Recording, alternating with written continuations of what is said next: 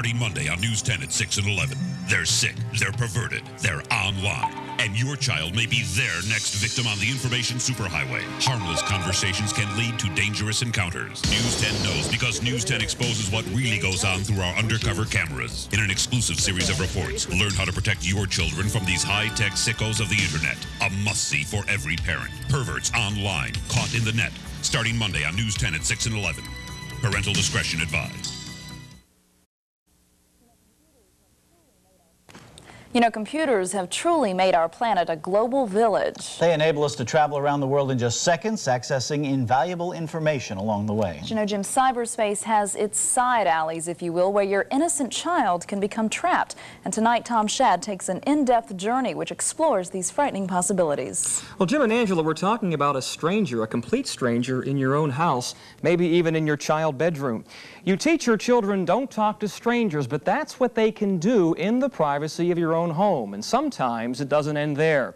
Some of these strangers can lure your child into a situation that's every parent's worst nightmare. The fact is, your child could be encountering perverts online, and you may never know anything about it. They're known to cruise where your child innocently plays, but they also cruise the dark back roads of what we call the information superhighway. It can lead to your home, even as far as your child's bedroom, where adult strangers lure children into sex using the internet. We decided to take one of these dark trips through cyberspace, beginning with America Online. You can go to whatever area you want, news, finance, travel, or you could hook up with other people and just chat. Our mouse opened the doors to chat rooms which link people of every interest. Some of them should be for adults only. They explore every sex topic imaginable. But kids can get in, no problem. They're even welcomed by groups like Men for Men Home from School. Jeff NY14 opened one of these doors. He said he was a 14-year-old boy from Albany. Jeff NY14 wasn't really a 14-year-old boy. It was a screen name created by News 10. That came as a shock to a man you're about to meet. Someone calling himself Albany Fun wasted little time noticing Jeff in a chat room, and his conversation was so graphic, we can't show you much of it. But later on in that same conversation, Albany Fun talks about an older friend. Albany Fun. He would love you. Jeff NY14. How do you know? He likes first-timers. He said that? Yes, he likes to teach young boys. Albany Fun then set up a meeting with Jeff NY14, and we picked this site along the Hudson River for the rendezvous. Now, Albany Fun said he was 17 years old, 6 feet tall with long brown hair, and he'd be wearing a red jacket. We told Albany Fun Jeff would be wearing a blue shirt and a New York Yankees cap. Our Jeff was really a 22-year-old News 10 intern posing as a 14-year-old. About 5:15, we saw this young guy with a red jacket, and he looked about 17. He doesn't actually approach our decoy, but he sits down and waits for a while. Moments later, this older man appears. He sits down, even acknowledges a police officer. He gets up and walks by again before making contact with Jeff NY14. He asks him if it's 5:30 yet. Then he sits down again and stares at our decoy for several minutes. Finally, moments after the man in the red jacket leaves, the older one sits down next to our theoretical 14-year-old. And that's when we confront him. Looking for somebody? No. Albany Fun? You Albany Fun? No, come on. Are you making contact with a 14-year-old boy today? Over the internet? No. Weren't you Albany Fun on the internet? No. He runs away, leading us on a foot chase before disappearing. Well, that man didn't expect to see an adult reporter, and if I hadn't been there, and that had been your child, who knows what could have happened. Now, America Online tells us they provide 24-hour monitoring of all public chat rooms, and they're not the only online service. There's Prodigy and CompuServe, to name a couple. And they offer those chat rooms as well. Now, tomorrow night at 6, we'll meet someone else online, and you'll hear his story. It's coming up tomorrow night. It's definitely an eye-opener. Yes, it makes really you is. It look just, and think. It goes Yeah. to show that if kids don't have the right guidance, they can get themselves into trouble. Certainly, and tomorrow night we'll look forward to your report then, too. Yes. Very All right, interesting. thank you, Tom. Even before tomorrow night, we're going to show you this story again tonight on News 10 at 11. Now, we ask you to call any of your friends or relatives who have children and computers and let them know that this will be on again. Both News 10 and police feel this is a very important issue for both parents and teenagers, so let your relatives know that there is a danger out there they should be aware of. You'll see it again tonight on News 10 at 11. Well, tonight we continue our series of reports aimed at parents who either have a computer for their kids at home or are thinking of getting one. The fact is, there are high-tech perverts who prowl the vast reaches of cyberspace. And if parents aren't aware of what can happen, kids can get into big trouble. What kind of trouble? Well, News 10 spent the past several weeks looking into that for you, and Tom Shad's here to tell us what he found. Well, Angela and Jim, it's not unusual for a child to explore and meet very interesting people online, but a wrong turn can lead your child on a dangerous road. Tonight on Perverts Online, watch what happens when we pose as a young boy. The Albany fun? No, come on. Remember this man? You making contact with a 14-year-old boy today? Over the internet? No. We found others like him in our trip through these computer chat rooms. The same trip your child can take on the dark off-roads of the information superhighway. This time we posed as a 13-year-old boy, Dan J. 13. It didn't take long before he attracted a man 30 years older who goes as Metro 123, but told us his name is Larry. He didn't waste much time telling us what he wanted. Metro 123. Do you want me to treat you like a boyfriend? Dan J. 13. What would it be like? I would hug you, hold you, and feel relaxed around you. I would sexually explore you and let you do the same to me. I've never had a boyfriend, so I don't know what to do. You'll find it becomes natural. What I would like to do is go to the hotel first and get to know each other. You can follow my lead. We can lay by each other, and I can slowly show you what to do. Don't think I'm here just for the sex. I want to do other things, so you can learn to trust me. Make sure you're there by yourself. He said he was from Massachusetts and could easily drive over and meet our 13-year-old at an area park the following week. He told us what he'd be driving and what he'd be wearing. I'll pull up in a 1993 Buick Presidential. It's white, 4-door with a blue cloth top. It'll have mass plates. I'll be wearing a green Babson College sweatshirt with a Babson College hat and white Gap pants. And a week later, at the right time and the right place, this man showed up. Not wearing a sweatshirt, but a Babson College hat and white pants. Are you Metro 123? No, I'm not. You're not. No, not at all. You looking for Danny J? Am I looking for Danny J? No, I'm looking for anybody. What is the internet? You don't know what the internet is? Cyberspace, America Online? Okay, I read in Time Magazine, yep. You didn't talk to Danny J on the No, internet? I'm sorry, I didn't. You didn't offer to have sex with a 13-year-old boy? Oh, no. Oh, what are you talking about? What's the B stand for? It's, what does my B stand for? Yes. It was the cap that was given to me. Babson, right? Yep. Babson College. You also said you'd be wearing a Babson sweatshirt, but you have a Babson hat on. Yeah. Where's your car park? Is it over I'm here? going down here. Is it a white presidential Buick with Massachusetts plates? No, it's not. I don't know what you're talking about. Well, didn't you offer this Danny J that you would want to have sex with him in a hotel room here? Not at all. Not at all. I don't even know what you're talking about. Now, what station are you with? Channel 10, you're in Albany. No idea what you're talking about. Are you from Springfield? No, I'm not. You're not from Massachusetts? I don't have to answer any of those questions. I'm not from Springfield. Drive a white presidential 1993 Buick? No, I'll get the police or somebody if you keep harassing me. But he kept talking to me, telling several different stories. Yeah, wait for my sister. She's supposed to be meeting down the Big. I've been standing there for a half hour looking for her. Okay, she goes to Seneca College. Okay, it's the Easter break, and I'm waiting for her, okay? Waiting for your sister from Seneca College. Seneca, she lives, it's over here in Colony. He then claimed to be a Massachusetts deputy sheriff. I'm investigating the same thing, hoping that I would have found the same person you found today. Will you show me your badge? I would prefer not to right now, because then it would give away who I was. He finally led us to his car, a white 1993 Buick Presidential, 4-door, blue cloth top, Massachusetts plates. You're going to blow everything I'm trying to do. You really are. You're screwing it all up. Well, News 10 traced those license plates, and it turned out that the man had driven here from Uxbridge, Massachusetts, about 2.5 hours away. And a couple of footnotes. Remember, he said he was meeting his sister who went to Seneca College in Colony. Of course, there's Siena College in Loudonville. Seneca College is in Ontario, Canada. And if you're wondering about Babson College, it's a small business college near Boston, Massachusetts.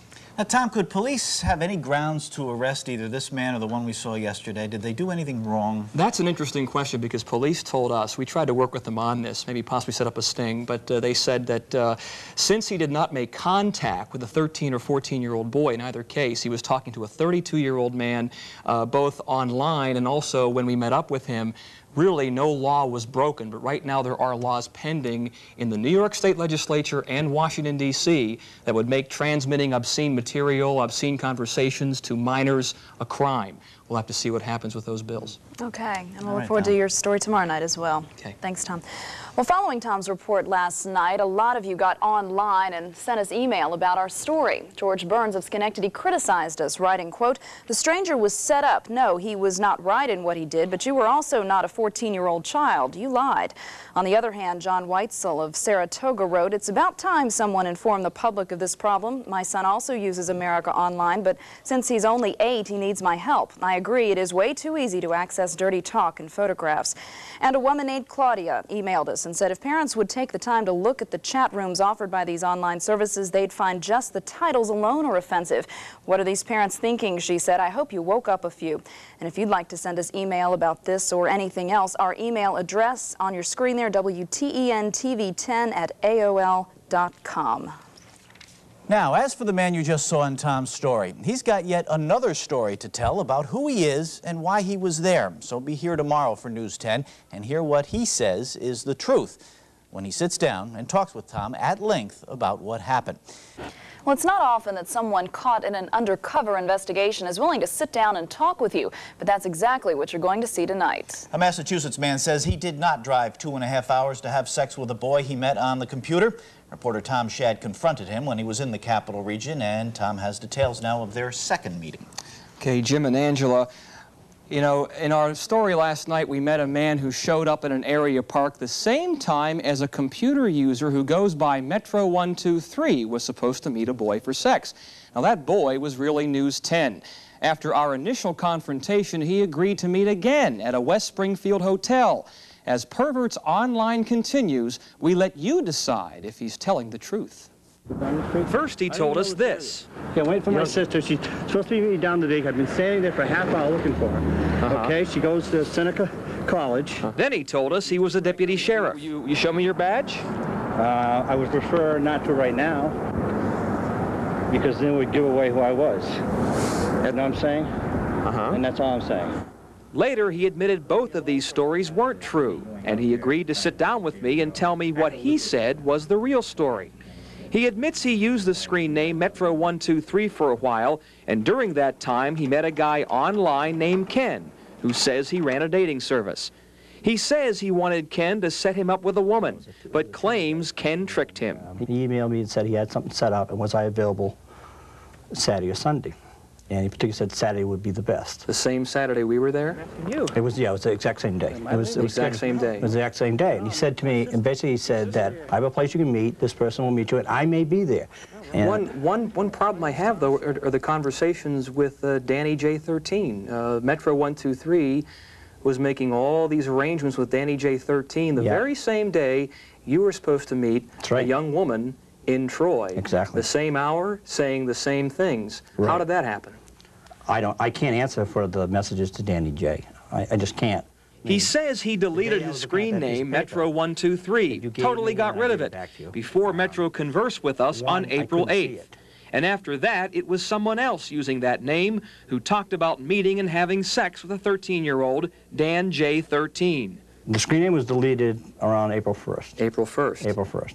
So how did Metro 123 start talking with Danny J after that? Could he have, I don't know, could he use my screen name? America Online says no way. The company told us once a screen name is deleted, nobody can access that name even if they know the password. America Online says if you delete your screen name, which in your case Which I did, yeah. was Metro123, Right. it goes into a dead file. Yeah. That means nobody, not even yourself, under the same password, or this other guy That's right, under your and password you're can go absolutely right. get it. So how did Metro123 talk with Danny J if it wasn't you? I have no idea. I have no concept at all, because I checked the same thing you checked. I asked them, I think you must have called them also, I asked them, is there any way somebody can use my name after? And he says, well, basically what it does is they put it away. Nobody has access to it. It's in a dead file. Right, you can't, I mean, if I even tried to get back at it, once it's gone, it's like bye-bye, it's gone. Nobody can look at it, it's like out. That's what they said. What were you doing in the park that Saturday at 11 a.m.? To meet this young lady named Danielle. And obviously, when you said that morning, I'm saying Metro123, Danielle. I don't know what is going on here. Not Danny J. Not Danny J. And that's what he says is the truth, and that it was someone else who transmitted these messages, wanting to meet and have sex with a 13-year-old, even though he admits he once used the name Metro123. And America Online says no one could have used it after that. I could just say that I didn't use it, but I did. I mean, that was the name that I had. And whatever, I mean, you ask me a question, and that's what I have to tell you. So the crux of this guy's argument is someone stole his screen name after he got rid of it. And it was that someone who set up a meeting to have sex with a boy. Yet he could not explain about America Online's policy that nobody else could have used his screen name once he got rid of it. And Tom, when you were online with him setting up the meeting, Yes. he told you he'd be wearing a Babson College hat, driving the white car with the blue roof and the Massachusetts plates, and then you go meet this guy, and he's got the Babson College hat, the white car, the blue roof, and the Mass plates. How did he explain that? He says that that's what he told Ken, this guy who had the alleged dating service, that that's what he'd be driving, that's what he'd be wearing, and he said Ken tricked him and got online and talked to us and told us all that information. Well, as you know, once a screen name is deleted, America Online says no way you can get it back. Interesting, Tom. Very interesting. All right, Tom. Okay, thanks. Well, in just a moment, we're going to show you a brief bit of what's coming up tomorrow, and we want to warn you, some of the pictures are graphic. But first, a quick check of some of the comments you've sent us over the computer about our stories. Michael Gizzy of Mechanicville writes, your coverage fails to mention all of the good that America Online and other services have to offer. Your viewers considering online services may be scared away for no good reason. Another viewer criticized us, saying, this is just more sleaze TV. The whole idea smacks of being not really much different than what goes on those awful daytime talk shows. But we also heard from someone who said, bravo, it's about time someone looked after our children. We all must wake up and do our part because our children are becoming an endangered species. And if you have a computer and would like to send us email, send it to WTENTV10@AOL.com. We've also heard from members of the gay community who want to make it clear that they abhor pedophiles every bit as much as the heterosexual community does. They don't want viewers to confuse homosexuality, which is a lifestyle, with pedophilia, which is a crime. The two do not go hand in hand. And another reminder, we are repeating Tom's stories at 11 o'clock all week long, so you have the opportunity to let your friends and relatives know if they might be interested and miss it at 6. They can see it again at 11. In tomorrow night's story, we will be going online, posing as a 13-year-old girl. And the pictures people sent us over the computer are enough to turn your stomach. So find out what your daughter could be exposed to tomorrow on Perverts Online Caught in the Nets. All this week, we've been telling you how your child can get into trouble talking to strangers on computer in the privacy of your home. We hope our reports serve as a warning to parents who bought computers for their kids or are thinking about buying one. Tonight, we show you what happens when we go online as a young girl. And Tom Shad joins us now to tell us what he found out. Tom? Well, Jim and Angela, this time we went online and pretended to be a 13-year-old girl, and we received graphic messages and photos over the computer. And we warn that some of the pictures you're about to see may not be appropriate for family viewing, because when perverts go online, they send photos over the computer. They leave little to the imagination. We showed you what happened when News 10 posed as a teenage boy and wandered online, exploring the dark side of cyberspace. You making contact with a 14-year-old boy today? No. You didn't offer to have sex with a 13-year-old boy? No. What are you talking about? News 10 also made the journey as a young girl. Amber, 13 years, opened some startling doors to other computer chat rooms. Here's part of an online conversation with someone who appears to be an adult man who knows Amber is just 13 years old. His screen name is Teacher Junior H. I need to tell you right away that I find girls your age attractive, and I hope that doesn't bother you. Amber, 13 years. How old are you? I'm 38, Amber. Soon, another person came online calling himself Fun Kid 111. Can I ask you a personal question? Have you ever seen your brother naked? Sure, silly, he's my brother. How does that make you feel when you see him naked? Have you touched him? No. Are you a virgin? Yes. What bra size do you wear? Do you wear bikini panties? Of course. Are you wearing bikini panties now? The conversation became more sexually explicit, so we elected not to show you the rest. Besides printed messages, Amber, 13 years, received more graphic forms of communication from adults online. As the saying goes, every picture tells a story. Photographs can easily be sent over the computer. Amber received about a dozen such photos online in less than 1 hour. This girl, according to the caption that came with this photo, is just 15. Many of the photos appear to be children, some of them engaging in sexual acts. Now, some advice for teens from one of their peers. Jennifer Corman is a junior at Niskayuna High School. She enjoys surfing the information superhighway and meeting new people along the way. But being a 16-year-old sometimes invites trouble. A lot of times guys will ask you what your sizes are, that kind of thing, or they'll describe themselves. And her solution is simple. I usually just tell them bye and stop talking to them. Meet Bill Pitlavani of Scotia, father of 2 daughters. He works out of his home as a freelance computer consultant, and he actually helped develop America Online.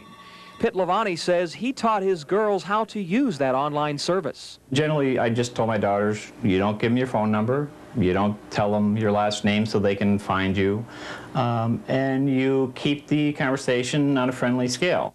But some teens get a little too friendly. When News 10 poses a 14-year-old boy online, we found girls willing to befriend us very quickly.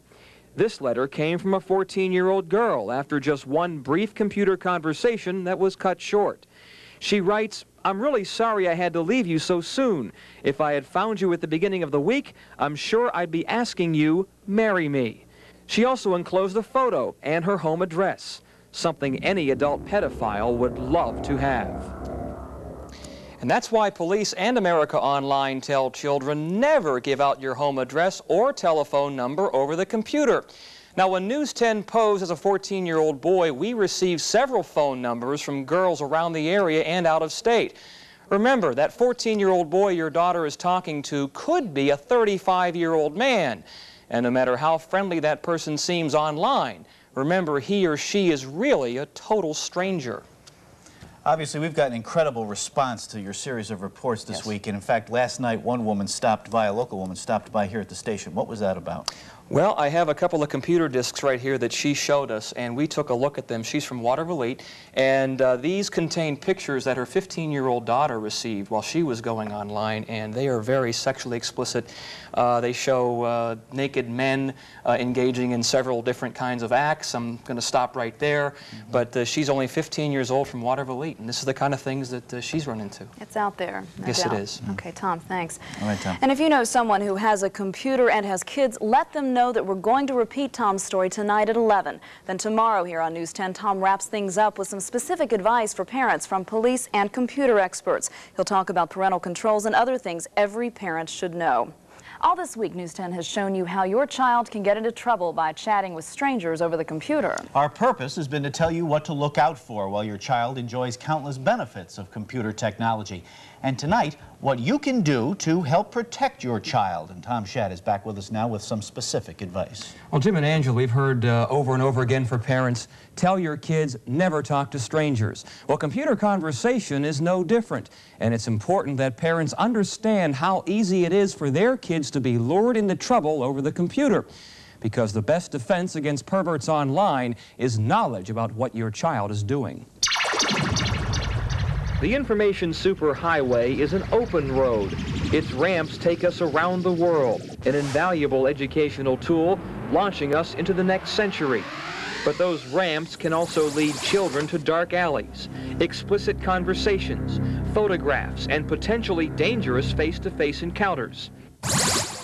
Some say the best weapon against such wrong turns is knowledge. Don Rittner publishes The Mesh, a local computer magazine. He says parents should ride the information highway themselves before letting their kids online. You don't go to Paris without reading up on it.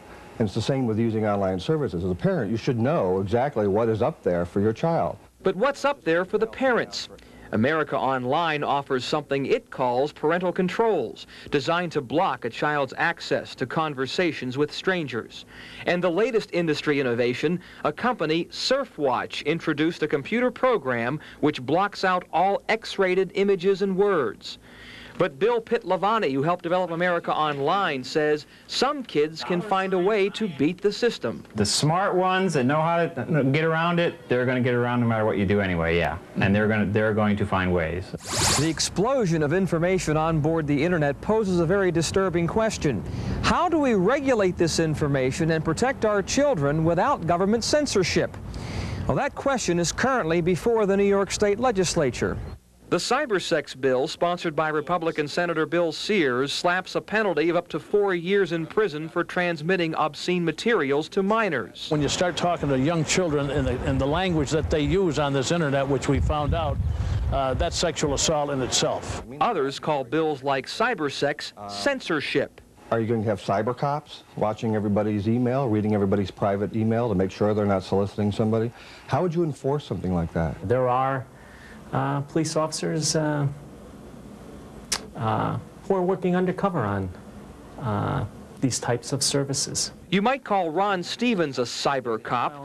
He runs the State Police Computer Crimes Division. In my opinion, we have to educate our children, or maybe our children have to educate us. Children are not intimidated by a computer. It's no different than any other social situation. But the anonymity that you find online generates a lot more aggressive behavior than you normally see on the street. That's because this is a superhighway, linking the world like never before, and sometimes inviting strangers where they're not welcome. But you can protect your children while letting them have access to that new mysterious world we call cyberspace. Experts from the online services to law enforcement agree much of the responsibility is with the parents. You have to decide how your child uses online services. Spend time with your child when he and she is online. And mom and dad, even though computers seem intimidating to you, don't bury your head in the sand. Learn a little about computers. Don't let your kids be the only ones who know all the ins and outs. And you might want to learn to protect your kids from perverts online. Yeah, I think that's the key, too. Parents can't be intimidated by it, because if the kids can learn it, they can learn it. That's right, because I didn't have any experience with computers when this thing began, and I got to tell you, I know a lot more now than I did before. More than you want to know, maybe, too. That's Some right. solid advice, great information, Yeah, Tom. very interesting, too. Yeah, Thanks, good Tom. report. Our stories this week have generated quite a bit of response, much of it from people who have computers and who've sent us email. Among them, a student in Saratoga County who says what we've run into online is also what she has run into. She writes, "I'm a 14-year-old girl, and I have been frequently approached by these sick, demented people. Thanks for doing the special. I hope people get the message."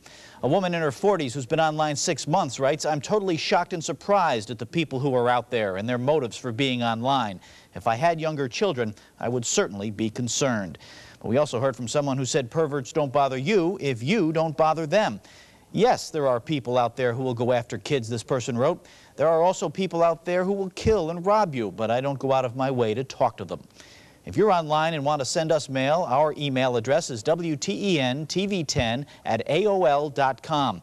And as of today, WTEN is part of the ABC television section of American Online. Look us up and feel free to leave us your comments, suggestions, and story ideas.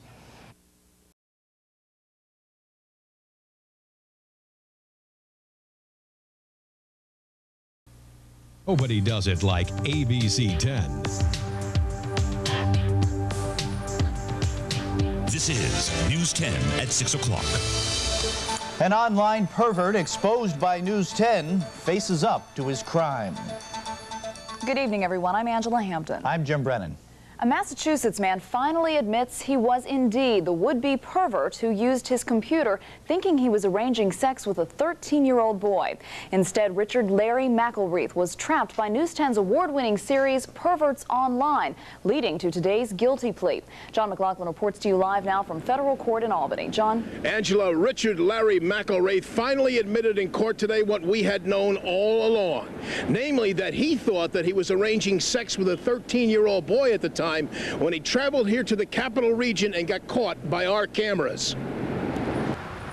Looking much older than his age, 45, Richard Larry McElreath tells the judge today, "This is something that I want to do," pleading guilty then to a felony, crossing state lines for the purpose of having sex with a minor. He's willing to accept whatever punishment the court gives him on those charges, and that way he feels that when this is over, when he is released from jail, he can start his life over, essentially. You didn't offer to have sex with a 13-year-old boy? Oh, no. What are you talking about? Back in April of 1995, McElreath denies at first that he is Metro 123.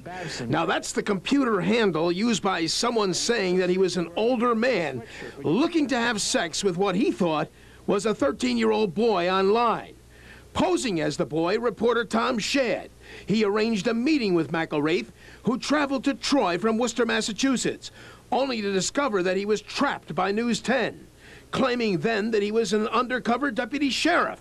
You show me your badge? I would prefer not to right now. McElreath was well known in the Worcester area, where he once coached American Legion baseball. Unmarried, he also worked with young children at a community center. And federal officials revealed in court today that an investigation in the Worcester area will result in even more charges against McElreath. Now the pedophiles tend to use the computers, and we'll certainly be trying to find those individuals and prosecute them if possible. Now, the U.S. Attorney's Office will not disclose what those new charges are. However, the prosecutor did ask Judge Thomas McAvoy to hold off on sentencing McElreath until the new charges are transferred from Massachusetts here to Albany. McElreath could get up to 10 years on today's guilty plea. More likely, Angela will be 1 to 2 years in prison. But, John, I understand this was not a plea bargain, that he, in fact, pled guilty to the full charges that were contained, or the full charge contained in the indictment. Absolutely. There was no plea bargain here whatsoever. I think the fact that there are new charges in Massachusetts may have had something to do with that. A source tells me that those new charges stem from an investigation and examination of his apartment and of his computer, and that we will very soon, within the next couple of weeks, know what those new charges are. Well, it's nice to see this phase of it come to some conclusion, and we will certainly be on top of those other charges. John, absolutely. Thank you. The U.S. Attorney's Office says dozens of boys could be saved from sexual abuse if a Massachusetts man gets a long prison term. It's a case that began with a News 10 special report 2 years ago. And now we have learned prosecutors will ask the judge to go well beyond the standard sentencing guidelines in putting Richard McElreath behind bars. You didn't talk to Danny J on the internet? I'm sorry, I didn't. You didn't offer to have sex with a 13-year-old boy? Oh, no. April 1995, McElreath comes to Troy from his Uxbridge, Massachusetts home, he thinks, to meet a 13-year-old boy he met online. News 10 had posed as that boy. September of last year, McElreath pleads guilty to crossing state lines to have sex with a minor. And a copy of the pre-sentencing report obtained by News 10 says, since the defendant has no criminal record, his guideline range was determined to be 21 to 27 months. That'd be about 2 years in jail. Now, McElreath had no criminal record, but apparently quite a criminal history. The report says while he served as a baseball coach, Boy Scout leader, basketball coach, community center athletic director, and foster parent, the defendant molested at least 11 children whose names he can remember, and countless others he can no longer recall. The list shows abuse of his nephew and others on the Little League team McElreath coached. He abused 2 foster children in his care, and molested boys he took on trips to New Hampshire, Washington, D.C., and England, and a Boy Scout, and boys at a community center. The report says law enforcement agents asked him to write a letter of apology to his victims. When asked how many copies he would need for those victims, the defendant stated there were too many to count. Although the statute of limitations has run out and McElreath cannot be prosecuted for these crimes he admitted to, The law does allow them to be considered in the sentencing for the crime which was prosecuted. And the U.S. Attorney wants that to happen. He's seeking 97 months in prison. Now, McElreath will be sentenced tomorrow in federal court in Albany. 97 months is 8 years, and that would be about 4 times what he would have gotten on the charge he pleaded guilty to, along with a child pornography charge he had also entered a guilty plea to. Jim, a child molester from... You're watching ABC 10. This is News 10 at 6 o'clock. April 1995. Larry McElreath comes to Troy for a sexual encounter with a 13-year-old boy, set up on America Online. Instead, he meets News 10. July 1996. Police arrest McElreath as a result of News 10's investigation. Today, a federal judge sends him to jail. An admitted pedophile, News 10 caught on the net. Good evening, everyone. I'm Angela Hampton. I'm Jim Brennan. 57 months in prison, nearly 5 years behind bars. That's the sentence handed today to Larry McElreath. He's the online computer pervert who was caught by News 10 when he thought he was making contact with a young boy for sex. John McLaughlin reports to you. The prosecutor wanted even more prison time for the 45-year-old McElreath. The U.S. Attorney's Office asking for 97 months, 8 years in prison for McElreath's guilty plea to crossing state lines for the purpose of having sex with a minor. The prosecutor saying that he does not buy McElreath's latest act of contrition. Well, I'm a little troubled by that because he had made similar claims in 1988. He told law enforcement officials when he was confronted with molesting a 14-year-old Boy Scout that he was seeking counseling. Either he didn't see counselors or it never worked. McElreath swore to Judge Thomas McAvoy that he will try to turn his life around. But the judge said he was upping the sentence from the 27 months normally given for the crime, because McElreath admitted that while he served as a baseball coach, Boy Scout leader, basketball coach, community center athletic director, and foster parent, he molested at least 11 children whose names he can remember and countless others he can no longer recall. You didn't offer to have sex with a 13-year-old boy? Oh, no. McElreath was finally caught in April of 1995 when he traveled to Troy from his home near Worcester, Massachusetts, thinking that he was meeting a 13-year-old boy he discovered on the internet.